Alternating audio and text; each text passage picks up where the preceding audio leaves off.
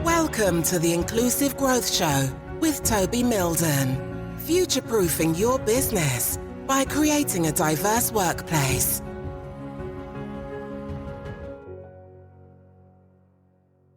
Hey there, thank you ever so much for tuning into this episode of the Inclusive Growth Podcast. I'm Toby Mildon, and today I'm joined by Hayley and Victoria, who are both experts in the menopause and mental health. So I'm going to have a really fascinating conversation with them. So let's just dive straight in. Victoria and Hayley, it's lovely to see you. Thanks for joining me today. Thanks for having us. Really exciting. Hayley, maybe I could come to you first. Can you just tell us a bit about yourself and the work that you do and how you got into menopause and mental health work? Absolutely. Great to be here. I'm Hayley. I'm founder of an organisation called Menospace.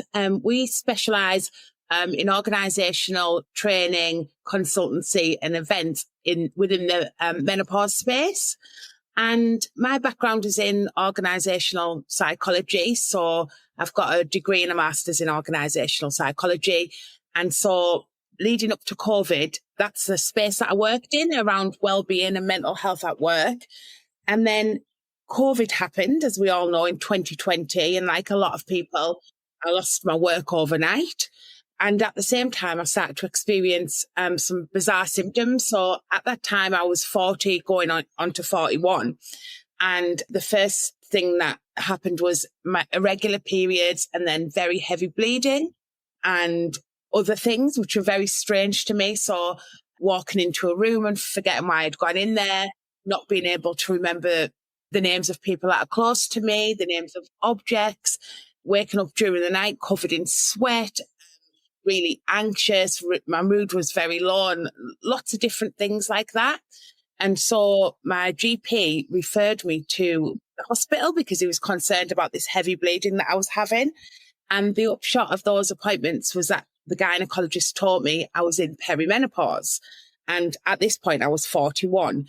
And I was shocked because I assumed that menopause would be something I would need to tackle when I was in my late 50s or early 60s, which is completely wrong.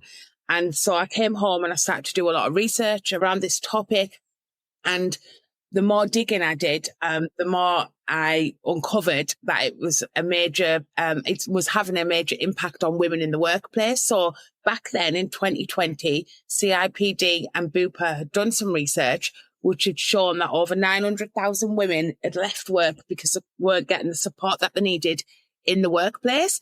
And coming from that background of well-being and mental health at work, I was really shocked to find this out because nobody had ever mentioned this to me before. And that's what led me to getting a qualification around menopause and then eventually creating my own organisation to support the needs of individuals and organisations around this. Thanks for sharing that, Hayley. And how about you, Victoria? What's your background and how did you get into this space? Yeah, thanks, Toby. I founded my own company 8 years ago called Minds That Work. And primarily it's about mental health in the workplace, from strategy and leadership and awareness training. And the reason why I started my company was I had my own kind of quite difficult struggles with my own mental health. This is like back in my 20s with kind of like no support. And it kind of opened up through basically a complete breakdown. It opened up this whole world of what mental health was and emotions and all that kind of stuff. And I used to work in the city in central London and I left there to run a mental health charity and do my training in psychotherapy. And I upskilled in lots of other different interventions. And then I decided that actually that there was a huge gap in the workplace at that time, like 10 years ago, around supporting people with their general well-being and their mental health and awareness and all that kind of stuff. I really didn't want people to go through the same thing that I went through in the workplace. So this is when I set up my own company. So that's been thriving for 8 years. I turned 50 a month ago, and I'm pretty sure that I started to have symptoms of perimenopause, which are all very normal and natural, kind of in my mid-40s. And I knew about menopause. I knew it as it was in the background of my mind. I knew older women in my life who obviously had gone through it, but it was always something that was like, oh, it's not a disease. We just go through it. You just, it's all hush hush. It's called the change or just watch out for her. She's kind of a bit very, very, very stigmatizing, a bit like mental health. And it was funny because like a year ago when I turned 49, I did a post on LinkedIn, a picture of me, which I never normally do because I'm quite shy in that respect. And the caption was, "This is what 49 looks like." And I did a whole thing around menopause is coming and all that kind of stuff. And Hayley saw my post and she reached out to me and she was saying, let's connect. Let's kind of like see if there's anything that we can do together. And through kind of the conversations that we've had over the last, must be like 8-10 months, if not a bit longer, we've spotted this gap in the market, or primarily Hayley spotted this gap in the market, being that she's in the menopause field in the workplace, around the real mismatch between the understanding of mental health and menopause. So my approach is very compassionate in the workplace, working with people, but it's also quite strategic because I really want to help businesses, leaders, managers, and the individual to understand that supporting women, non-binary people with the symptoms of perimenopause, menopause, and their mental health is really essential, not just on their own well-being level and happiness, but also on a performance and retention level. It's about long-term culture change. So yeah, it's kind of professional and kind of personal. No, thank you both for sharing your background. I can see how you've come together and how you're a force to be reckoned with as a pair. And Victoria, I'm glad you mentioned the kind of the intersectionality there, where you were talking about women and non-binary individuals as well. Yeah, really important. Yeah. Yeah, I suppose how people experience the menopause and also their gender identity. So how does the menopause affect people's mental health and well-being? I'm happy to answer that one. So the symptoms of menopause vary greatly. And again, we're talking about intersectionality. So no two people will experience menopause in the same way. Everybody's experience will be different. And we do all have more than one identity. And depending on what those identities are, will impact on how we experience menopause. So, for example, we know that women like myself and Victoria who have struggled with mental health issues like depression and anxiety, unfortunately, are more likely to experience symptoms that relate to that, such as low moods and mood fluctuations and those kind of things.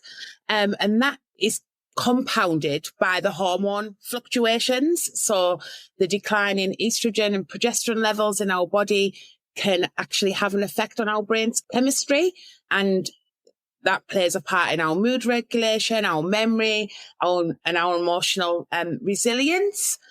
So things like anxiety, low mood, irritability, mood swings, brain fog, are things that are very, very common, unfortunately. And then again, another major factor or another major symptom is sleep disturbances. So a lot of women report one of the biggest symptoms of menopause as being sleep disturbances. So that's either insomnia or waking up during the night, usually between the hours of 3 a.m. and 4 a.m., not being able to get back to sleep. And that might seem like quite a small thing, but when you think about it, sleep has an impact on absolutely everything, and in particular, our moods. So if we're not getting enough sleep over a period of time, then that can have a real debilitating impact on somebody. And sleep helps to regulate our emotions. It helps to regulate our moods. It helps with our coping mechanisms and our resilience and our stress responses. So just one symptom like lack of sleep, which is a major symptom of perimenopause, can have such a major impact. And then just, another factor in all of this is that for the vast majority of us, menopause is something that happens in midlife, which also coincides with other major things that tend to be happening in midlife, like aging parents, children growing up and often leaving home. And then often women are at the height of the career then, or usually, are at the highest level in the career or with the most responsibilities. So all of this can lead to feelings of burnout and overwhelm, and this feeling of not being able to cope. Mm. Mm-hmm. So when I talk to a number of my clients, I think there is more talk about menopause in the workplace now. It does feel like less of a taboo subject than it was. I know I do know that we've got a long way to go to make it more sort of normalized to talk about it at work. But can you just share with us why you think people haven't really been talking much about menopause, but also, I suppose, like the intersection of menopause and people's mental health and well-being?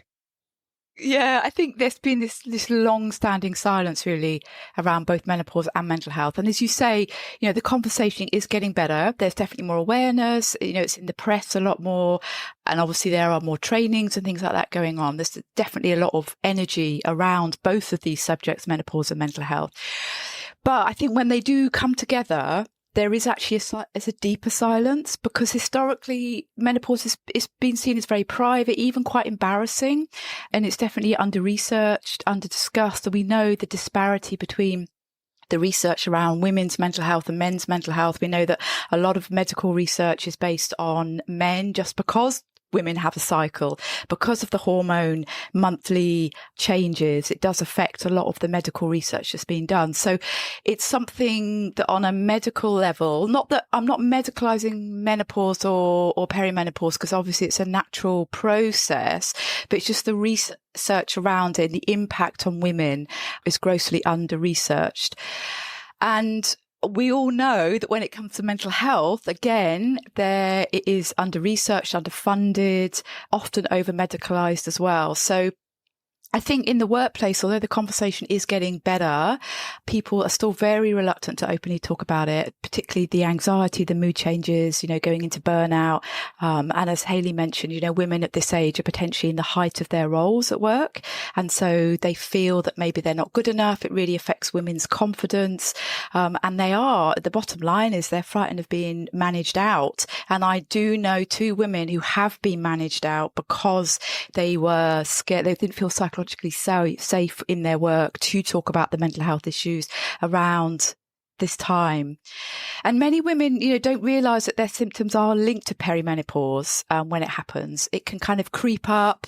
It becomes a new normal. It's not just something that happens overnight. And that stigma is kind of twofold. We've got societal stigma around mental health, where we're not good enough, where we shouldn't be experiencing these things. But we've also got this inner stigma, this inner shame. And we tend to self-judge because we're seen as less capable. We think we're less capable. And again, as Hayley said, it can be linked with caring responsibilities, that what we could call the sandwich generation. So there's a real fear, really rooted in outdated ideas of both gender and mental health. And the reality is that the impact is huge. It's really significant, and silence only makes it worse. So we need to have those conversations around mental health as a standalone thing and how it intersects with menopause. Thank you. This is one of those no-brainer questions, but for the sake of clarity, why is it important for employers to support people who are experiencing menopause at work?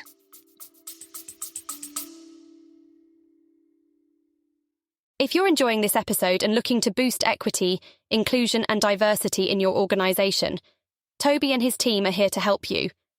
The team specialises in crafting data-driven strategies, developing inclusive leaders, designing fair recruitment processes, and enhancing disability confidence. With a blend of professional expertise and lived experience, we are ready to support you on your journey. Reach out to us through our website at mildon.co.uk. Now, back to the interview with Toby and his guest. Well, apart from ethical reasons, obviously, and retention reasons, like I said earlier, CIPD and Bupa did some research back in 2020 that showed over 900,000 women had left work. Actually, Corn Ferry did a more recent survey at the end of 2023 that shows over 13% of women will leave work due to a lack of support around menopause. And a huge number, I think it's 80%, don't feel comfortable voicing this. And then coupled with 13% of women leaving work due to a lack of support, a huge amount, I think it's 79 or 80%, don't feel comfortable voicing this to their manager, to their line manager. And then when you couple that with things like some of the symptoms of menopause, which can be things like lack of concentration, lacking confidence, lower energy levels, not being able to regulate moods as they normally would. That can obviously lead to things like absenteeism, lots of women going off on long-term sick. If they feel unsupported and things aren't put in place, that can actually lead to them leaving altogether or taking the organisation to a tribunal. We know that tribunals are tripling, and they've been tripling year on year for about the last 5 or 6 years. And also, it's this loss of staff, this loss of knowledge, what women of this age group take with them. And like you say, they're often at the peak of their career at that point, so they've accumulated lots of experience and knowledge and skills. Yeah, exactly. So it's foolish not to support them, basically. So if the person listening to us right now is kind of thinking, what can I do to support people in my organisation experiencing the menopause? Like, what's your advice to them? What are some of the practical things that employers could do to support people? So they need to start with awareness and education. So everybody needs to understand this topic. It doesn't just affect women and non-binary people. It affects everybody. It affects 100% of people. So basic awareness sessions so that everybody knows what menopause actually is and how it can impact people at work.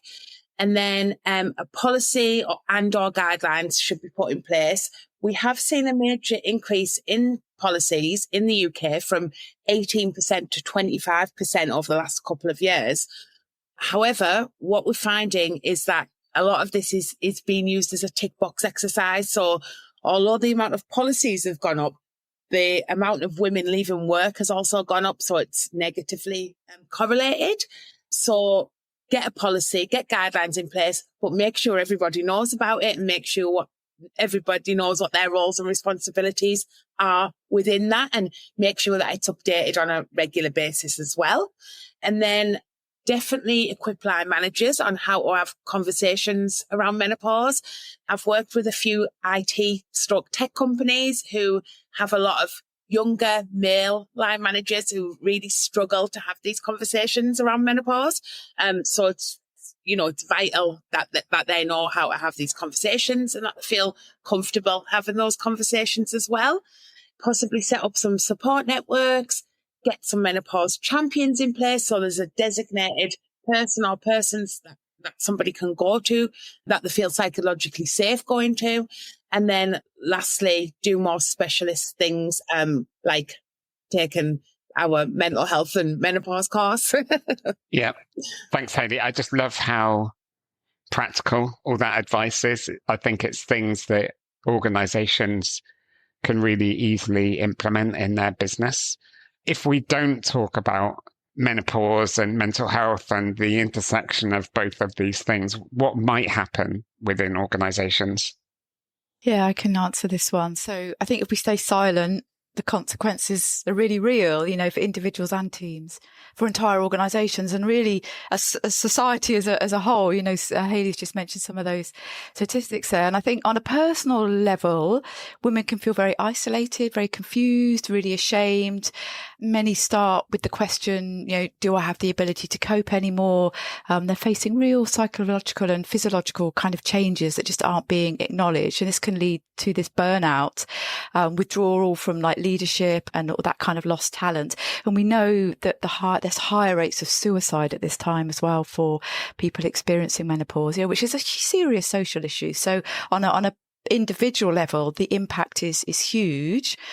And then from an organisational perspective, the costs are high. We see increased absenteeism, reduced productivity, so presenteeism, so when people are at work but that they can't work as well as they would like to, loss of institutional knowledge. Perhaps even more concerning is the impact on workplace culture, where people feel that they just can't speak up, and that whole kind of trust erodes. So unless we build that psychological safe place where we can normalise all of this, when we ignore this is a growing kind of issue, it really fails inclusion. It just totally fails inclusion.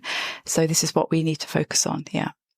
Brilliant. What you just said there, if we look at the work of Patrick Lencioni, and he talks about in his book, the 5 dysfunctions of a team, trust is at the foundation or the bottom of his pyramid. So if you don't have that trust, if you don't have that psychological safety, then you're going to have a badly performing team because it just builds up resentment. People can't have constructive conflict. You can't have those difficult, awkward conversations that Hayley was talking about, the managers that find it difficult to talk about this subject. And there are particular, techniques, there's particular best practice, guidance on doing this, because it's a very sensitive thing and not every woman wants to talk about it. We're not saying that every woman needs to go to their manager and start talking about their symptoms. That's not the case at all.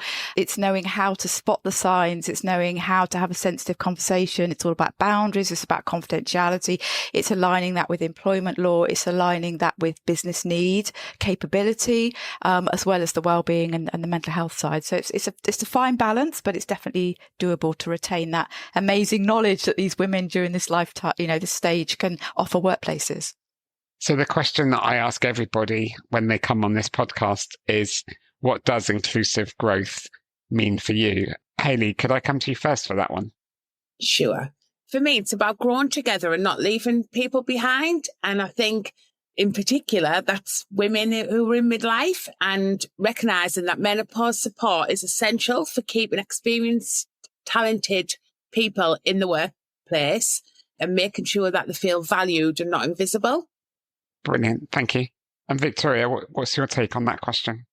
Yeah, I was thinking about this earlier, and I think for me it means really creating environments where everyone has a genuine opportunity to thrive, not just on paper, but in practice. I want to avoid those kind of tick box things. And I think in the context of menopause and mental health, it means acknowledging that our needs change over time. It means building flexibility on how we work and how we lead, how we support one another, recognizing that inclusion isn't just about who's in the room, but about whose experiences are validated and those challenges taken seriously and voices are heard. And within businesses, it's more about diversity metrics, if you like. It's about designing workplaces that understand the human experience, not just one type of human experience. And I think that goes across the board with all of these things that we talk about in inclusion and diversity, isn't it? Whether that's neurodiversity or disability or different stages that different genders go through in their lives. So yeah, it's essential for performance. It's essential for economic reasons, but it's also essential for compassionate duty of care and for our own personal thriving. So when we get it right, everybody really, really benefits. Brilliant. Well, thank you both for your time today and sharing your knowledge and wisdom.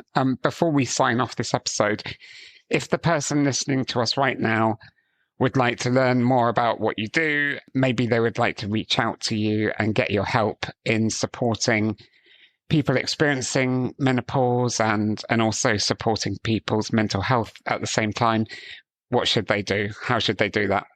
So yeah, Hayley and I are both on LinkedIn, obviously Minds That Work and Menospace. So we've got loads of different things around this topic, and then all the mental health specialist stuff that I offer as well for the workplace. Yeah, we do run regular tasters on these subjects as well, primarily via LinkedIn. So yeah, it's a matter of emailing, looking at the website, checking us out. Would you agree, Hayley? Absolutely, yes. And we do have a specialist course on this intersection of mental health and wellbeing and menopause, breaking the silence, we've called it. So it's an accredited course as well that we've got out there at the moment. Is that detailed on your website as well? Yes, that's on the websites, yeah. Brilliant, yeah. So yeah, go to the website, connect on LinkedIn, get involved in the taster sessions and support your employees so that they can thrive. Absolutely. Well, thanks ever so much, both of you, for joining me today. I've learned a lot from you at the same time. I'm a 40-something-year-old gay man who hasn't actually learned a lot around menopause. So it's I've learned a lot from you. So thank you for sharing that. Thank you for having us. Pleasure. That's all right. And thank you for tuning into this episode of the Inclusive Growth Show with myself and my guests today, Hayley and Victoria. Hopefully you've learned something as well about supporting employees experiencing menopause, and really importantly, the intersection between menopause and people's mental health and well-being. We shared some really practical things that you as an employer can do to support people in your workplace. And it really is a no-brainer in terms of supporting those individuals, in terms of making sure that they are cared for, that they can be their best selves at work and they're able to perform and do their best job, and you're creating an environment of that psychological safety and inclusion and belonging in the workplace. So if you are interested in investigating this further, then, obviously please do reach out to Hayley and Victoria through LinkedIn and their websites, and go along to their taster sessions and get them into your organisation to deliver that training to raise awareness. So thanks ever so much for tuning in, and I look forward to seeing you on the next episode, which will be coming up very soon. Take care. Bye-bye. Thank you for listening to the Inclusive Growth Show. For further information and resources from Toby and his team, head on over to our website at mildon.co.uk.